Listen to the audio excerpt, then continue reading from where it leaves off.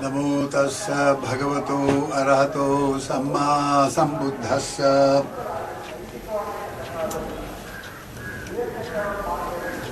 And today is the Dhamma Chakkapavatana day, a very sacred day indeed, because the Buddha gave his first teaching on this day in Isipatana, Sarnath.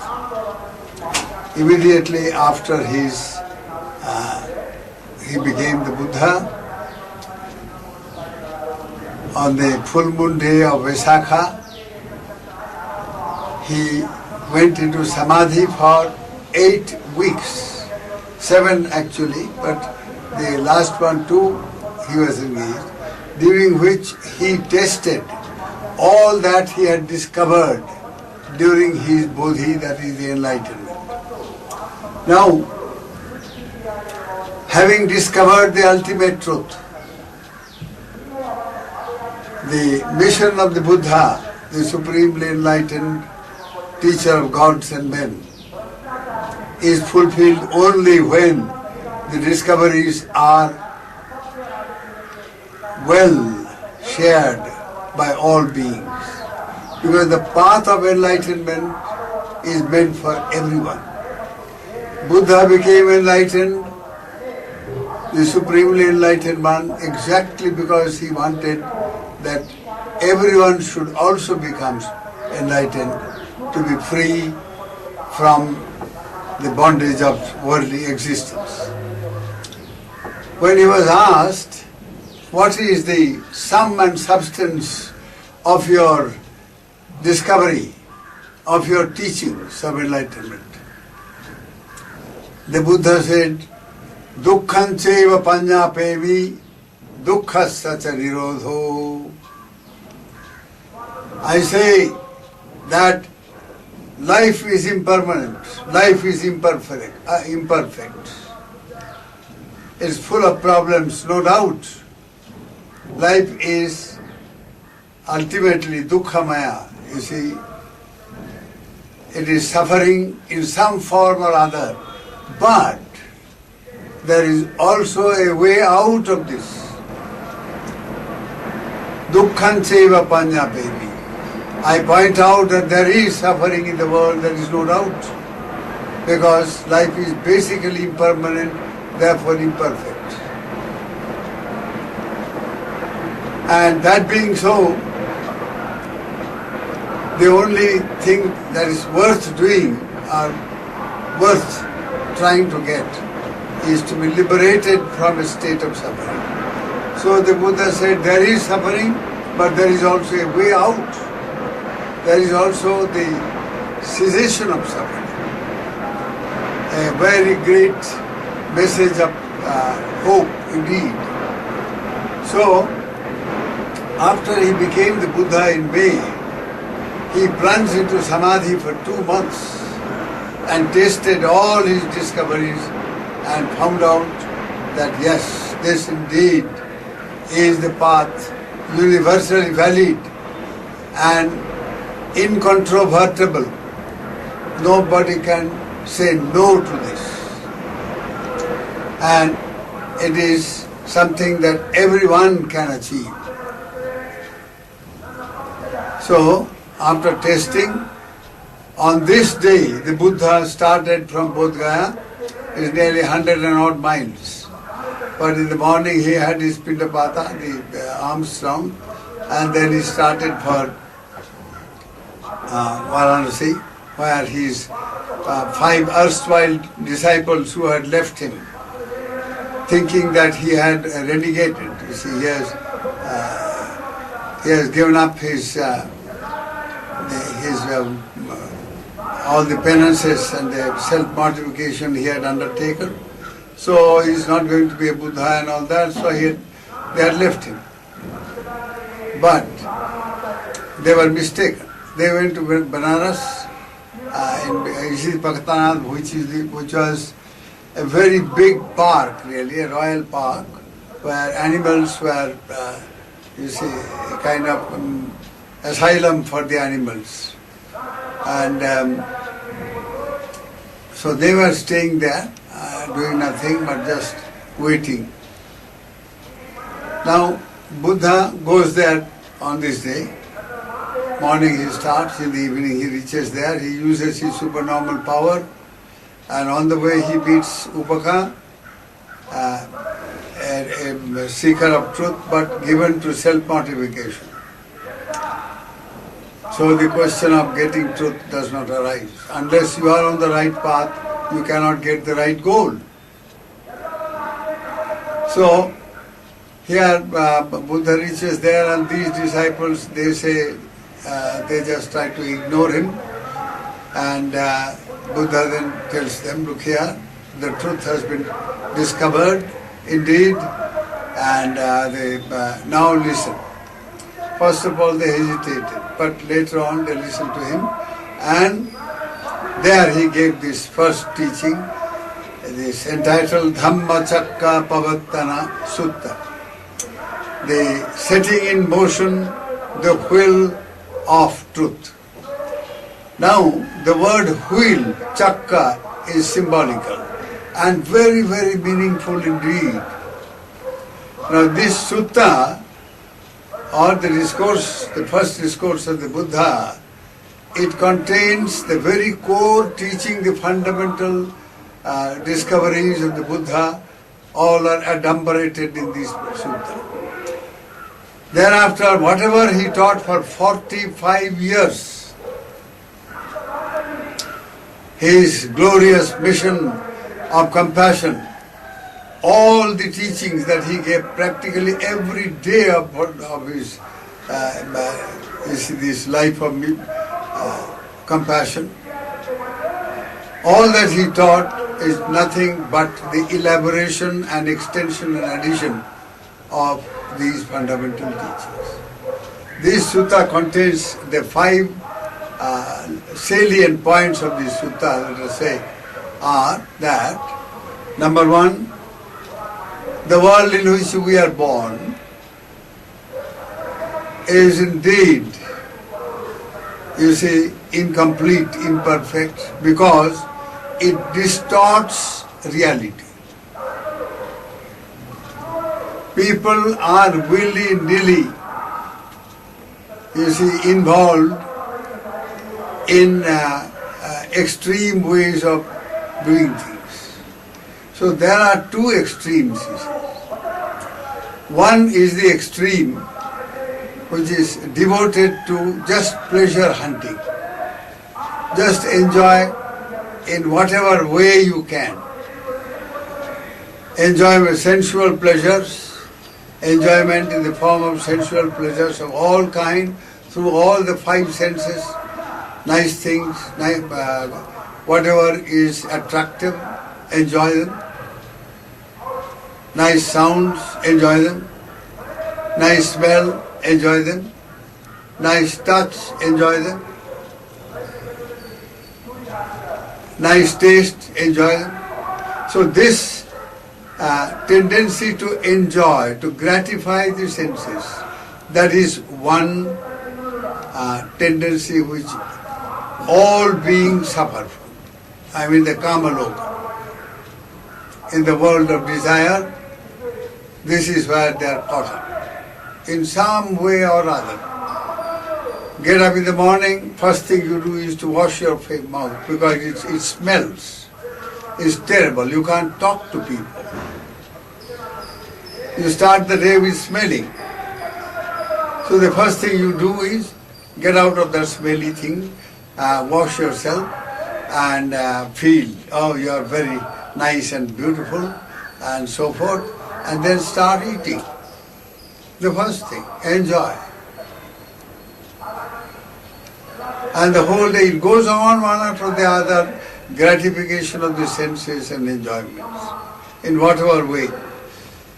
Life, you see, most people are given to earning a livelihood. They have to live. So there is this craving to live, craving to exist. Just as there is a craving to enjoy pleasure, there is a craving to exist in the worldly existence. however imperfect it may be, however troublesome it may be, but no, I must exist. This continuation of existence, whether it is perfect or not, it doesn't matter. You keep on existing just for its sake. Survival mania. Somehow or other you must survive. An old man of 100, he still thinks of living.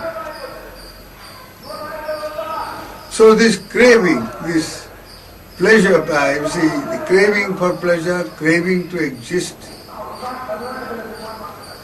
now it starts from the time one is born and it goes on and on till one dies.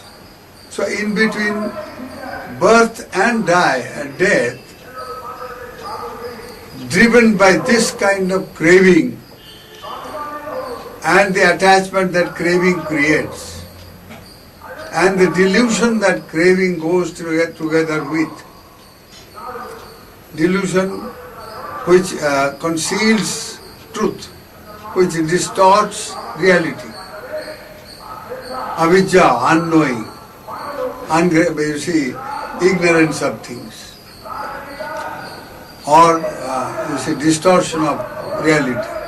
So, from the time one is born till dying, one gets involved because of craving and ignorance. Avijja bhavatanha, not knowing reality, delusion, and the craving to exist in bhava, in worldly existence.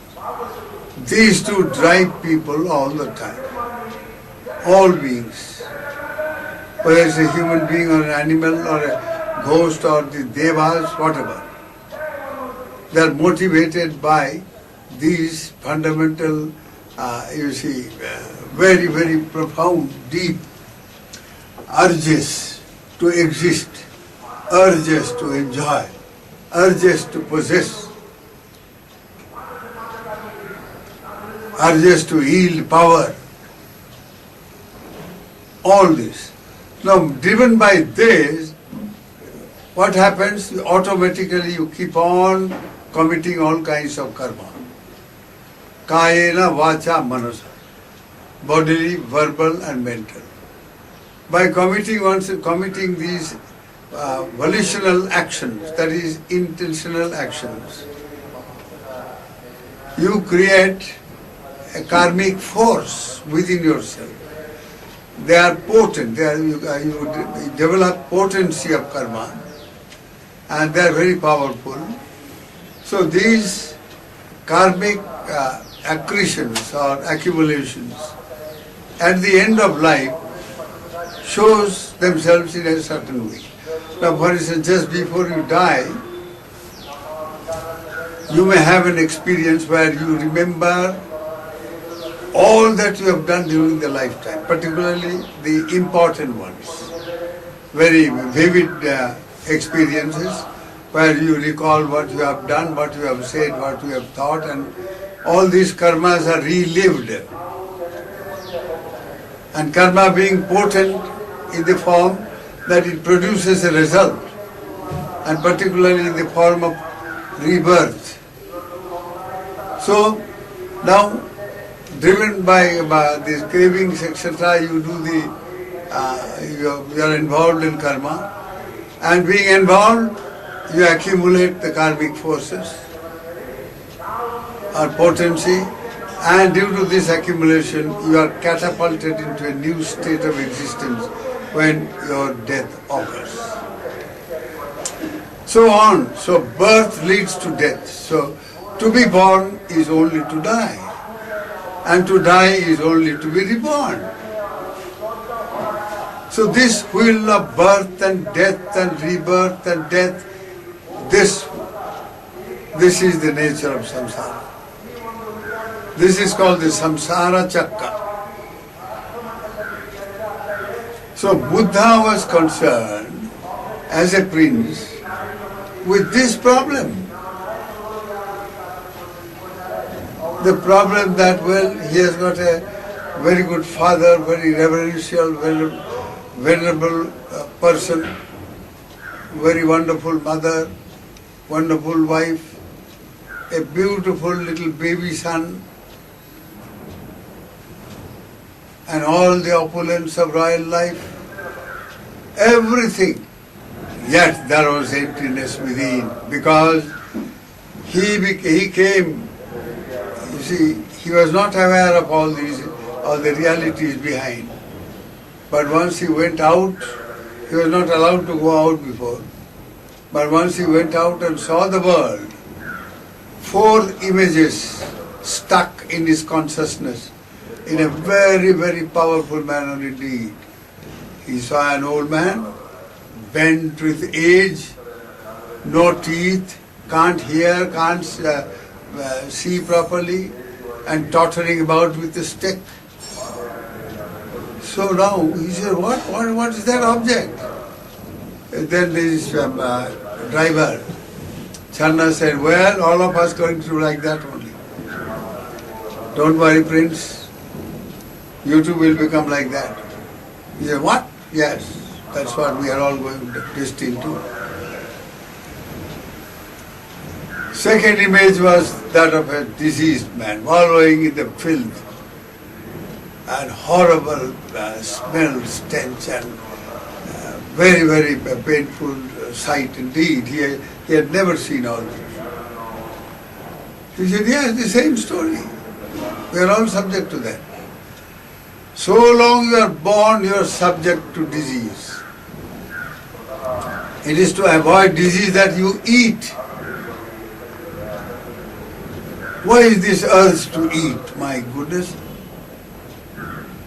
To avoid disease, to avoid weakness that comes without nourishment, and all that sort of thing. To enjoy health so that you can enjoy sensual pleasure and you can enjoy this living, continuous living. So this delusion. Then he saw a dead body. Then he saw a monk. Very peaceful, serene, unconcerned about the world's problems, because he has found out the solution. He has found out that suffering arises because of craving. Craving is the root cause of all suffering. Because craving creates attachment, and attachment leads to action, intentional action, and that leads to rebirth. One thing leads to another. So this will symbology that Bhagavan, adopted is extremely important indeed to understand this sutta. So Buddha, the 5 points which I mentioned, the 5 salient points of this sutta are that, see, the world basically is imperfect. The worldly existence, I mean. Basically it is imperfect because you are born only to die, to suffer from disease, to struggle, to keep on accumulating with the delusion you can carry. Keep on heaping up money with the thought that you are going to carry that with you, not knowing that everything will have to be left behind and gone. This type of delusive existence is imperfect, unacceptable for a wise person.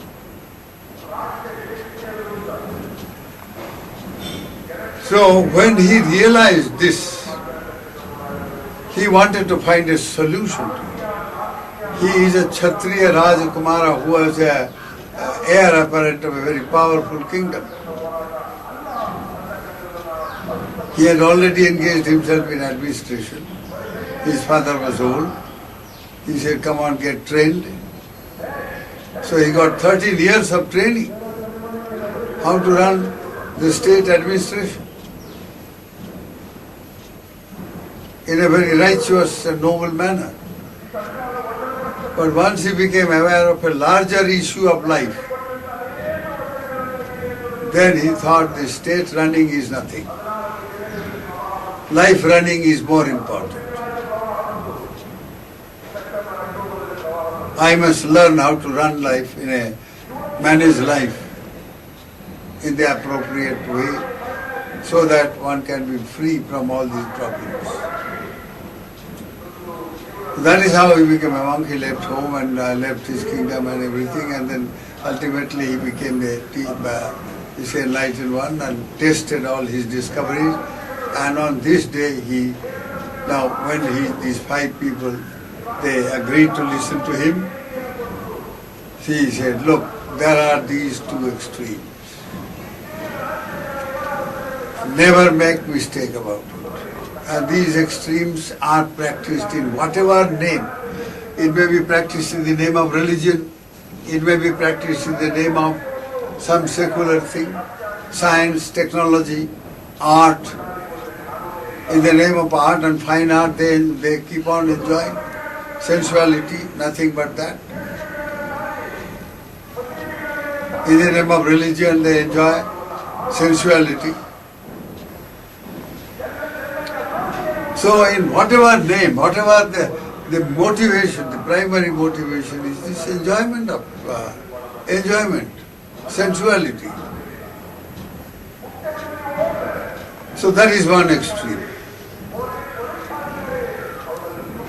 You have a nice thing, you see some nice things, good fruit, something, you must eat it whether you need it or not.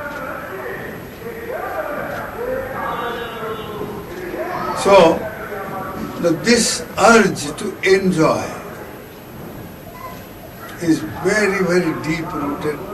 From life to life one has carried this in one's consciousness and it goes on. That is how you create this wheel of worldly existence, samsara.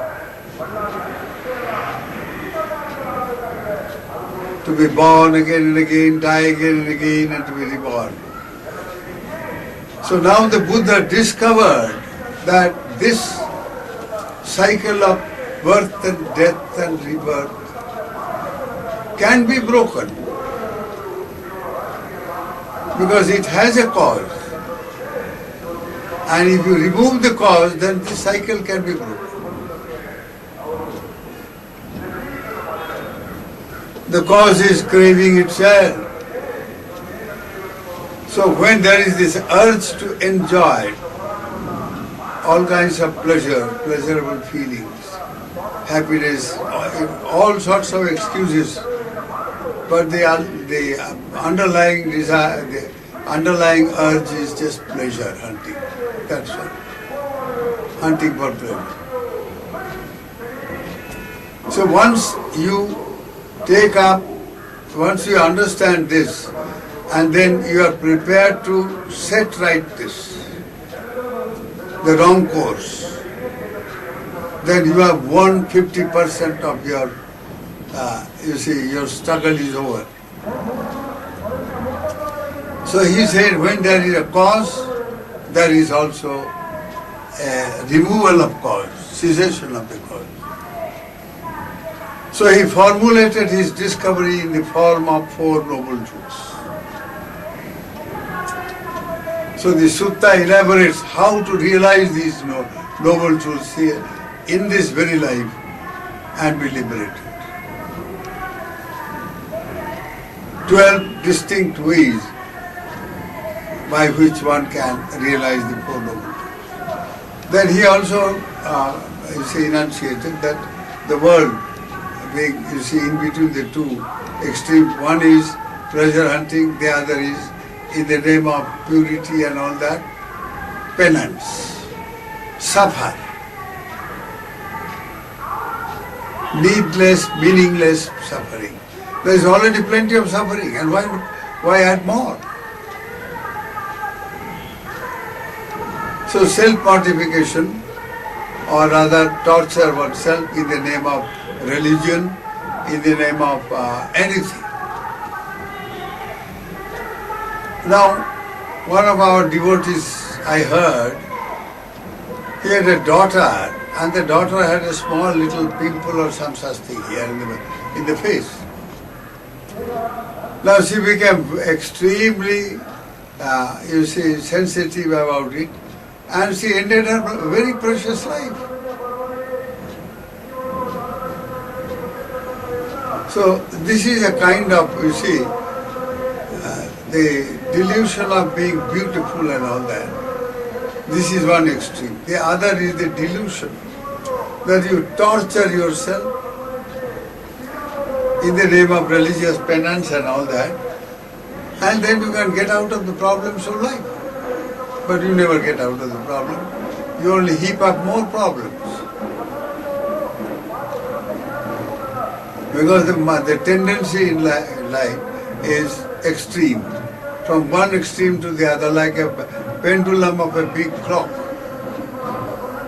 It swings from one end to the other. So, now, on one hand, pleasure, you see, craving for pleasure and craving for existing, continuation, survival, somehow or other, and you kill anybody just for your own survival. And on the other, torture yourself in the name of solving your problems which are mental. You torture your body, but the purpose is to set the mind right. But by doing that, you never set the mind right. You only create more problems. So religion, if you really seriously analyze all the religions of the world, you will find they are, you see, based on these two extremes. By and large, in practice at any rate. Now the theories of religion are different, that's a different question. We are not going to discuss that today. But in practice, what religion in practice, it amounts to that. Just open your eye, watch, observe like a scientist. You'll see that much of religion is just that. And then much of politics, much of so-called scientific development. Now vivisection, you kill poor little animals with the hope that yes, you get information and you, thereby you, through those informations you can live eternally. That doesn't happen. So in so many ways, these distortions come in because distortion is another name for a wheel. Just as there is this, what you call the wheel of samsara, of life, coming again and again, dying again and again, and so on. There is also the wheel of samsara in the form of wheel of opposites. Dvandamayam jagat. This whole world or worldly existence is nothing but dvandam, pairs of opposites.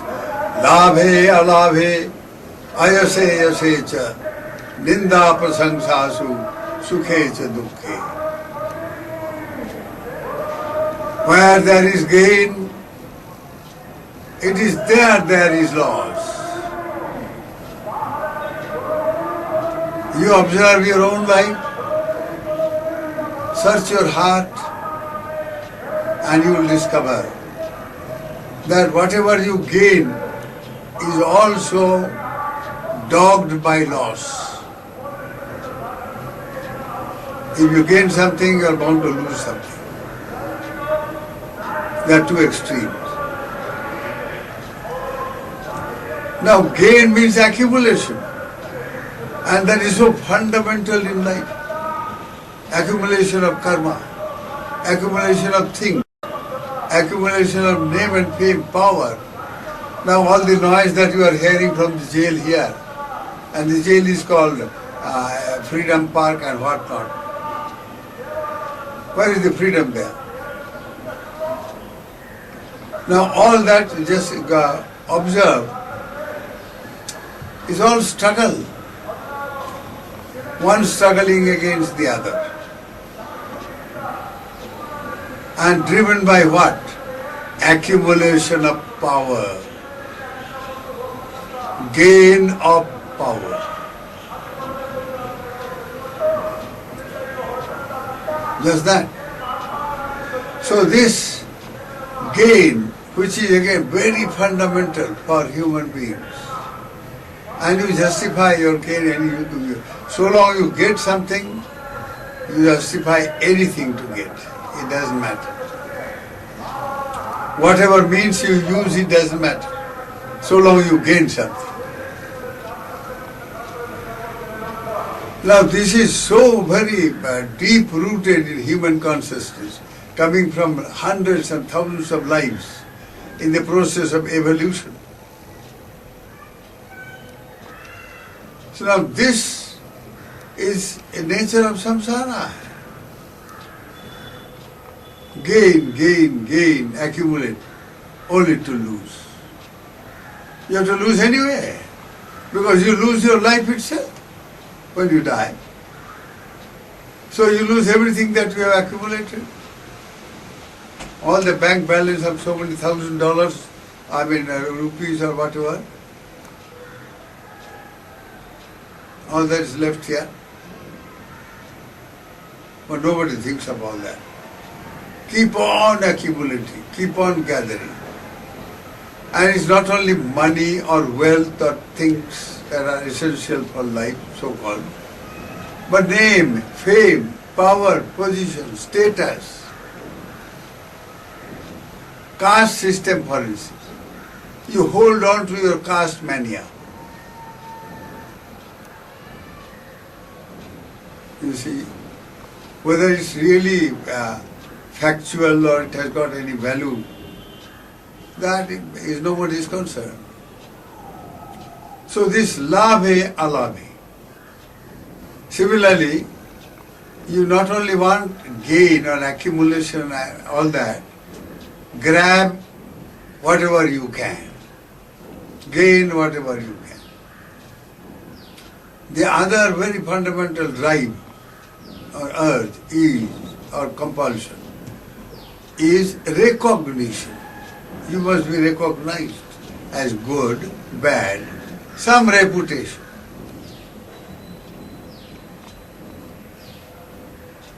Yase, ayase, well known, ill known, famous or ill fame. Ninda, prasamsa, or this urge for to be appreciated or not appreciated.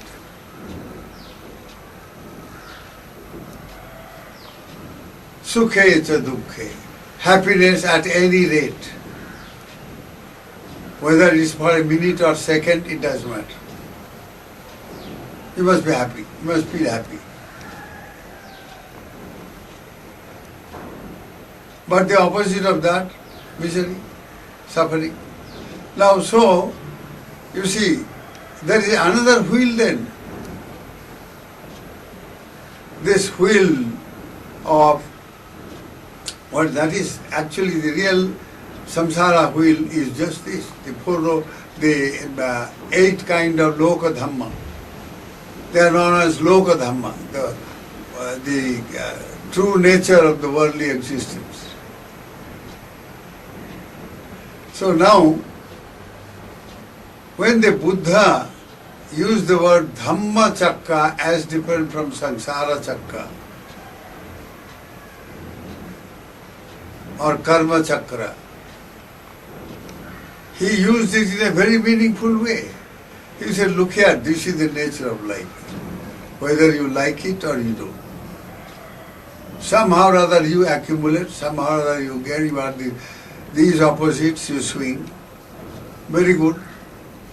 Now, this being the tendency of the world, use the same tendency to get out of the world. Kantakena kantakam vishasya vishamaushadam. If you want to pluck a thorn, you use another thorn-like tool to pluck it out. If you want to neutralize poison, you use another poison. Modern medicine is full of poison. This antibiotic is nothing but huge poison. So now, this same technique, using the same wheel technology, that is repetition and continuation, and again and again and again and again, that is wheel. Repetition of things, recurrence of things. You say, yes, it's very bad to be angry. I agree, because you lose your temper, and then you can't sleep properly later on. You can't. You lose your hunger. All kinds of things. You knowing it, but still you become angry again and again. You can't get out.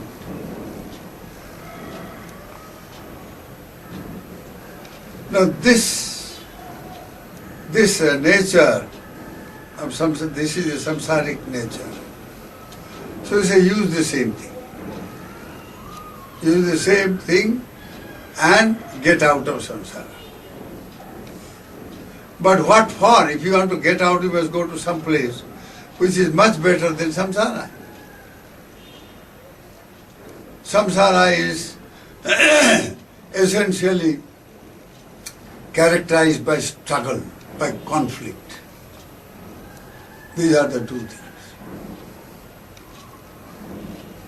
Conflict, conflict, conflict. Struggle, struggle, struggle. So now, if you are thinking of getting out, you must go to some place, some dimension, where it will be perfect peace, eternal peace, not just momentary peace, which means no conflict, no struggle. So Buddha said, Yantang santang padang avisamecha. If you are seeking enlightenment, which is characterized by eternal peace, shanti pada, and not merely peace, nibbanang paramang sukhang, the ultimate state of satisfaction and happiness that comes from satisfaction. Ultimate state of security that produces genuine happiness. So, to get out of this, to get out of samsara by using methods which are already prevalent, but in a positive way. Use it in a positive way, not in a distorted way. By swinging from one opposite to the other, you distort reality. And therefore you never have a glimpse of truth, but you have a distorted glimpse of truth. So by removing an element of ego and craving, this distortion can be removed. Because there is no craving without the sense of I. Without this ego urge. So you undertake a particular training, a mode of training by which you can, efface your I sense.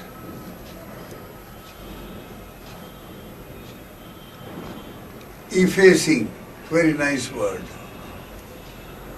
You have a letter, the post office takes your letter and puts a stamp and effaces it, so that stamp cannot be used anymore. So you efface your ego by undertaking a mode of training, ethical and moral purification, Shila. And then the ego gets effaced from moment to moment. Craving gets effaced from moment to moment. delusion gets effaced from moment to moment.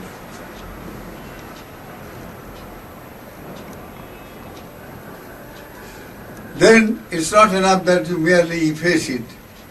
Then there is the stage of purification, purifying the mind by purifying action. If there is a tendency for self-survival to kill somebody so that you can survive, give it up. Don't bother about survival and don't bother about killing somebody. Now, so this method that the Buddha discovered is extremely wonderful and absolutely scientific in the best sense of the term.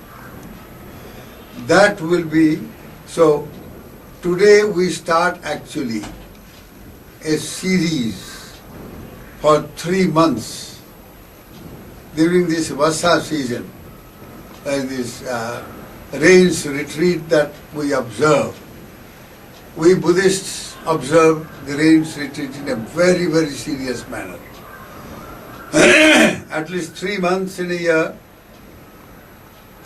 we dedicate our life totally, without reservation, to self-purification, leading to self-transformation.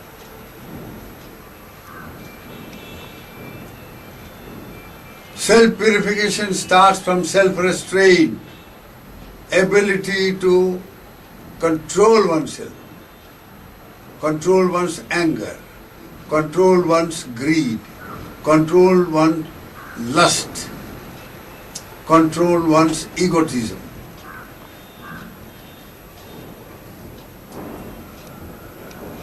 So, by undertaking Shila principles, precepts, you can control. You are controlling the mind all the time. Using the same method of the world, you are outgrowing the world.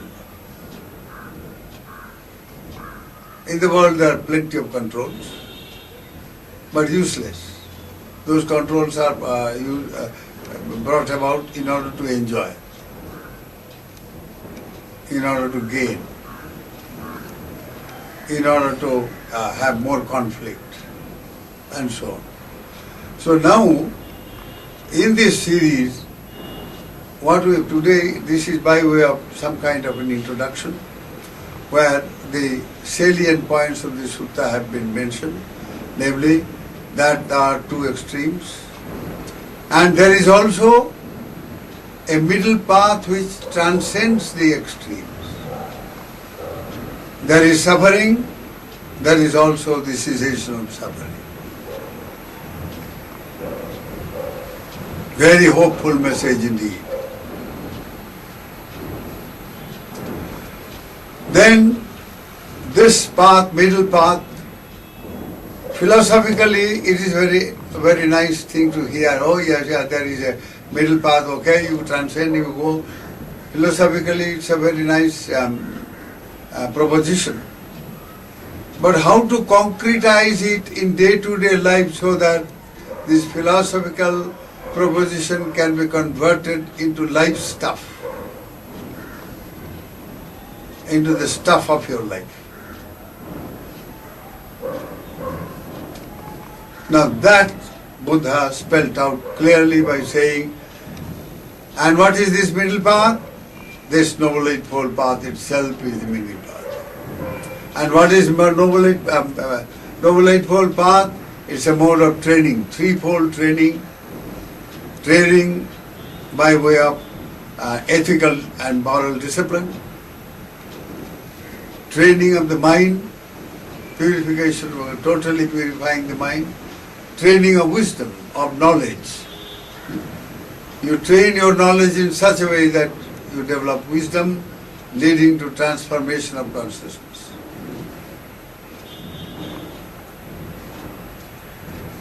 And this training, in other words, also means development. As you train your conduct, your actions, you are developing your mind. You are developing virtue. As you train your mind through meditation, you are developing higher wisdom, higher insight into realities, and so on. So now this training and development, which also means purification and perfection, all this will be explained during these 3 months of retreat. Every week, every Sunday, so long the body lives and is healthy enough, this will be discussed. It's a very profound subject and very interesting at that. So the whole sutta, a range of sutta will be covered in this way. So today we leave it at this. May the grace of Lord Buddha surround your lives and make your Varsavasa, your rains retreat very spiritually fruitful. May you all be happy. Sukhino bhavantu.